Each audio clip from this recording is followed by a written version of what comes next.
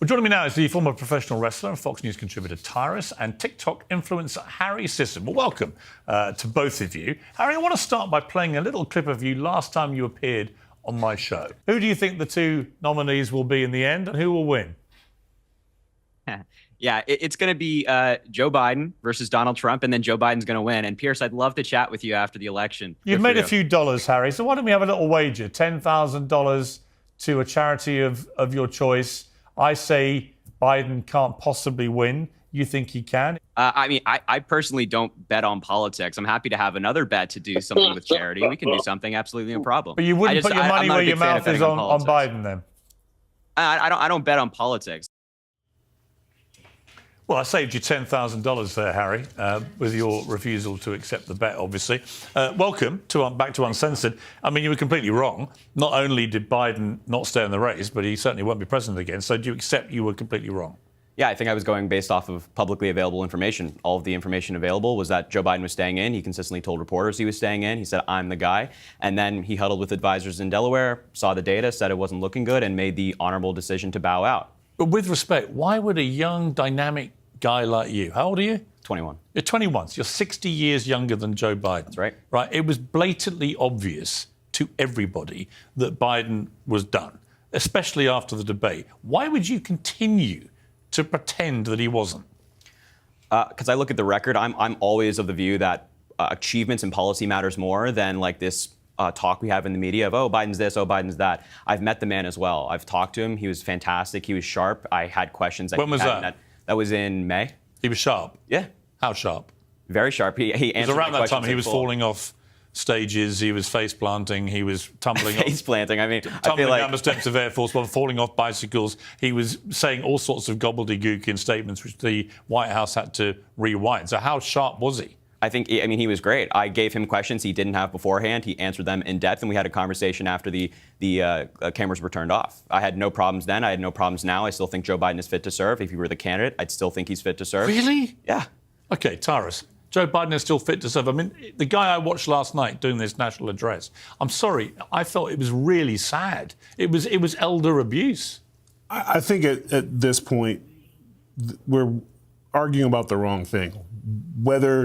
Whether he's fit to serve or not fit to serve, history was made in the sense that the donors basically said no more money. Right. And they don't do that because they think, oh, the polling shows you're down this month. So the ugliness of this is that Joe Biden's legacy is going to be affected because of what happened. The policies and stuff that we're running historically didn't ever fit Joe, which people raise their eyebrows to, and then you're seeing all this cover up of how sharp he was, and that's an interesting word because it's used a lot. And I always find when different people all use the same word, it's a talking point.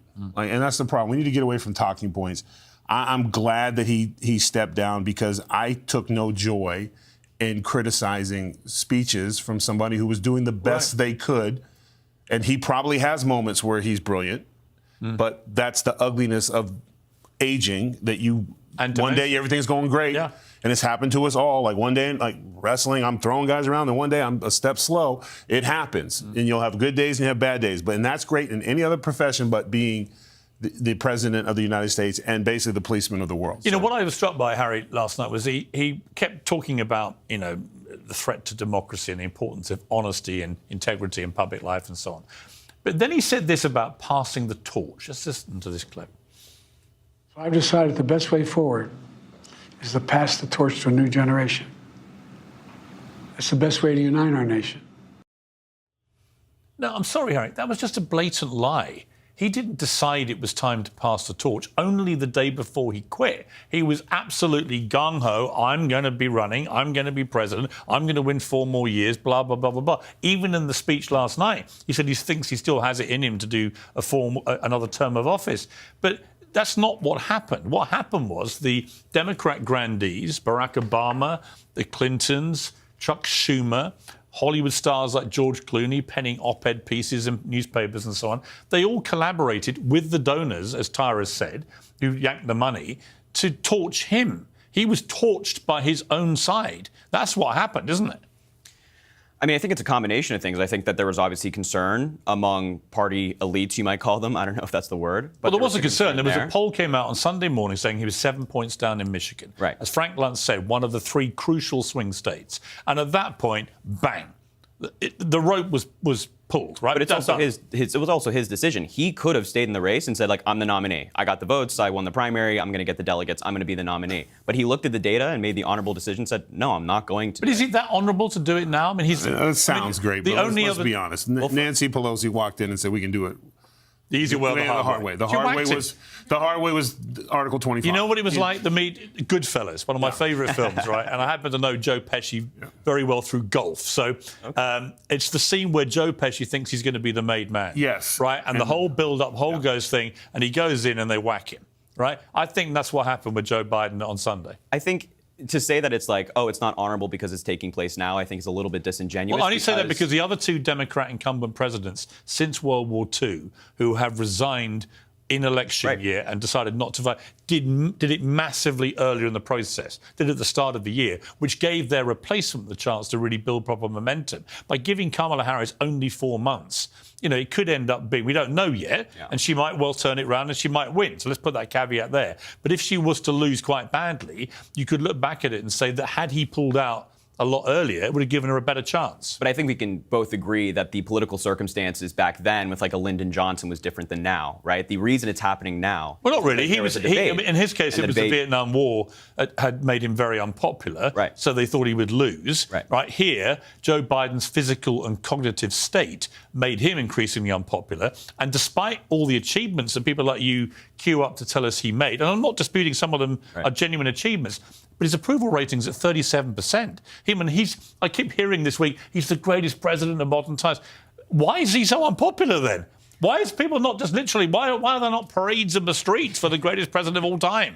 Well, it's 37% approval. We know the reason. Historically, the American people will blame the commander-in-chief for things that are often out of their control. So inflation and gas prices, I think anybody who's honest will recognize that Joe Biden obviously didn't cause those things, that those things are global factors. Inflation spiked in Great Britain at the same time. Donald Trump didn't cause all the financial problems in his final year, but it was the pandemic. I agree, and I wouldn't blame him for that. Democrats, Tyrus, from memory, queued up to blame him. The first day he got in office and shut down the oil pipe, he hit the green light for Russia and China. He changed the dynamic of the oil. He who controls the oil controls the way things go. So he made a lot of, but again, I don't believe that these policies were Joe Biden's. I believe that the real issue is that whether it was Kamala Harris or whomever made decisions and the president wasn't unable to. And we saw that. The debate is the reason why he's out. They pulled the money and they said enough. Here's the part. Barack Obama, he is a constitutionalist to the 10th power. Like so he won't endorse. And I don't think his endorsement is based off, he doesn't think she can win, like those reports are. I think he doesn't like the way the process was. I think we're seeing a split. There are reports today. So just before we came on air, there's 2 reports, and you can have the same thought on the same thing. He can say he doesn't think she could win, and he can also endorse her. Yeah, I think he will endorse. I mean, the idea that Barack Obama is not going to endorse that speaks volumes. A black woman who is the nominee. But in defense of him, I think he's looking at, he doesn't like the process. I think he wanted an open debate. And would that have been better for the Democrats, do you think? I think it would have been better in terms of showing Kamala doing her own thing. Because the Republican side, we've made huge mistakes, and I thought it wasn't possible. I thought, after the assassination attempt, after the speech, but literally the VP pick didn't help. Talking about her as a woman, whether she has children or not, moronic and stupid. I don't know why the Republican Party politicians seem to think the answer to getting votes is telling women what and not to do with their body. That's stupid. Like, we had a 40-point lead. Hang on, you're agreeing with each other. I'm agreeing with what you're saying right now. It's not hard. Like, listen, I'm not a tent guy. I'm too big for that shit. You know that. So I call balls and strikes, and we were sitting in a great position, and now no one's going to talk about the fact that Biden's policies weren't his, or investigating who was doing what and what was Jill's role and who's this role. Now we're going to be talking about Trump insulting a woman. Yeah. So you literally, all the work, we've got this huge lead. And if we just stuck to policy and deeds and let them call him a felon, because Americans, when they call him that, they respond with what? They send more money. I agree. Insult the person. There's a